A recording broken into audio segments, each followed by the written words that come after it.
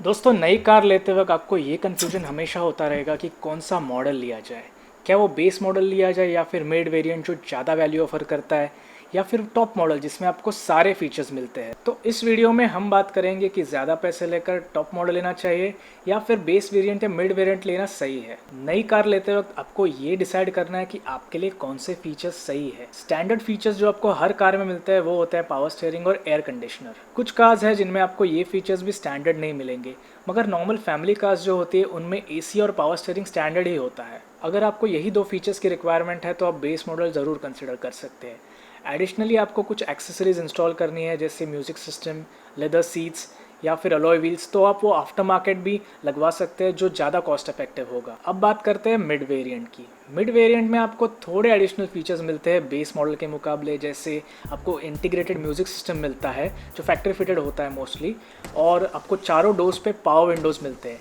Base variant में आपको power Windows नहीं मिलते, या फिर कुछ कार्स ऐसी है जिनमें सिर्फ आपको आगे के दो दरवाज़ों पे पावर विंडोज़ मिलते हैं, पीछे आपको मैन्युअली ऑपरेटेड विंडोज़ ही रहते हैं। इसी के साथ साथ आप आउटसाइड रेयर व्यू मिरर्स भी कार के अंदर से ही इलेक्ट्रॉनिकली ऑपरेट कर सकते हैं, और साथ ही साथ आपको फॉग लैंप्स भी एडिशनली मिलते हैं। एबीएस और एयरबैग्स तो स्टैंडर्ड कर दिया गया है हर कार मॉडल में, जो आपको बेस मॉडल से ही एज एन ऑप्शन मिल जाता है। दोस्तों, अभी जो हमने कंपैरिजन किया बेस मॉडल और मिड वेरिएंट में मिलने वाले फीचर्स का, तो ये सिर्फ लागू करता है 5 से 7 लाख रुपए से कम कीमत की कार्स पर। अगर हम हायर सेगमेंट की कार्स की बात करें, जैसे 10 लाख, 15 लाख या 25 लाख से महंगी कार्स के बारे में, तो उन कार्स के बेस मॉडल में ही इतने फीचर्स आपको मिलते हैं कि वो 5 से 7 लाख रुपए की कार्स के टॉप मॉडल में भी नहीं मिलते। जैसे आज का हमारा टॉपिक है, क्या आपको नई कार लेते वक्त टॉप मॉडल को कंसिडर करना चाहिए या नहीं, तो इसके लिए हम कंसिडर करेंगे जो इंडिया में बनने वाली मास प्रोडक्शन कार्स है, जो 3 लाख से 30 लाख के बीच में है। इन गाड़ियों के बेस मॉडल और टॉप मॉडल के बीच के हम प्राइस डिफरेंस की बात करें, तो आपको डिफरेंस जो है वो 1 लाख रुपए से लेकर 6 साढ़े 6 लाख तक का मिलेगा। 1 या 1.5 लाख एडिशनली पे करना टॉप मॉडल के लिए तो हम फिर भी कंसिडर कर सकते हैं,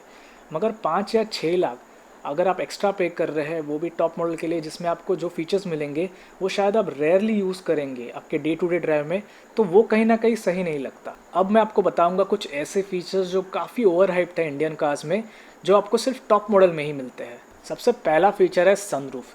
सनरूफ का पर्पस उसके बाहर सिर निकाल के हाथ फैलाकर ठंडी हवा का मजा लेने के लिए तो बिल्कुल नहीं है। बेसिकली सनरूफ का इस्तेमाल तब किया जाता है जब आपकी कार धूप में पार्क्ड है, तब कार का जो अंदर का टेम्परेचर है वो काफ़ी बढ़ जाता है, तब सनरूफ को ओपन किया जाता है और जो बाकी के 4 विंडोज़ है उन्हें रोल डाउन किया जाता है और थोड़ी देर कार चलाई जाती है, ताकि जो अंदर की हीट है वो डेसिपेट हो सके। और अगर कभी बाहर का मौसम क्लाउडी है तो आप सिर्फ सन कर्टन ओपन कर सकते हैं, ताकि जो बाहर की रोशनी है वो सनरूफ के द्वारा केबिन के अंदर आ सके। दूसरा फीचर है ऑटोमेटिक हेडलैम्प्स।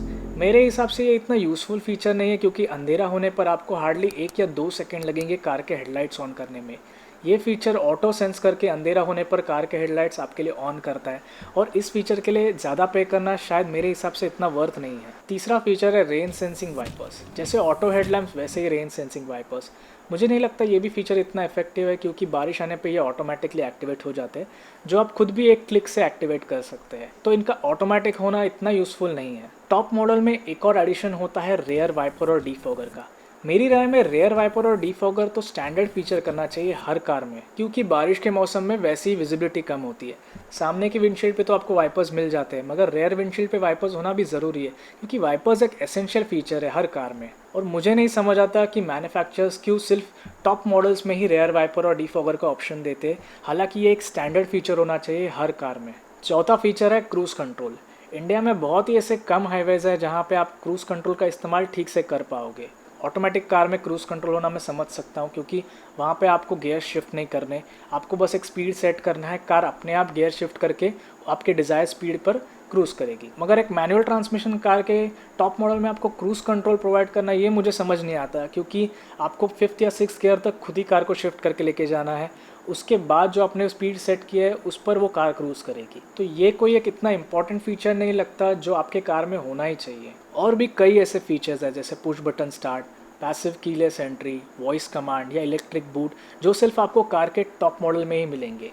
पर मुझे लगता है कि इनका यूज़ कहीं ना कहीं जस्टिफाइड है, मगर ऐसा बिल्कुल नहीं है कि ये बहुत ही इंपॉर्टेंट फीचर्स है। मेरी राय में इन फीचर्स के लिए इतना ज़्यादा कॉस्ट पे करना सही नहीं है, और आप इन्हें आपके डे टू डे ड्राइव में भी बहुत रेयरली यूज़ करेंगे। अगर आप टॉप मॉडल अफोर्ड कर सकते हैं और फिर भी आप बेस मॉडल या मिड वेरिएंट लेते हैं, तो जो पैसे आपके बचते हैं उन पैसों को आप अगले 2 या 3 साल तक पेट्रोल और डीजल पर खर्च कर सकते हैं। इसीलिए नई कार लेते वक्त हमेशा आपको आपकी ज़रूरतों को देखना है और उसी के बाद आपको कार में इन्वेस्ट करना है, ताकि बाद में आपको कोई रिग्रेट ना हो।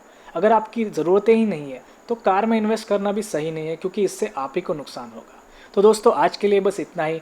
अगर आपको ये वीडियो पसंद आए तो ज़रूर इस वीडियो को लाइक कीजिए और शेयर कीजिए अपने दोस्तों के साथ। कोई भी आपका सवाल हो तो ज़रूर आप नीचे कमेंट कर सकते हैं और मेरे चैनल को सब्सक्राइब कीजिए ताकि आप देख सके ऑटोमोबाइल से रिलेटेड सारे वीडियोस। तब तक के लिए मिलते हैं अगली वीडियो में। धन्यवाद।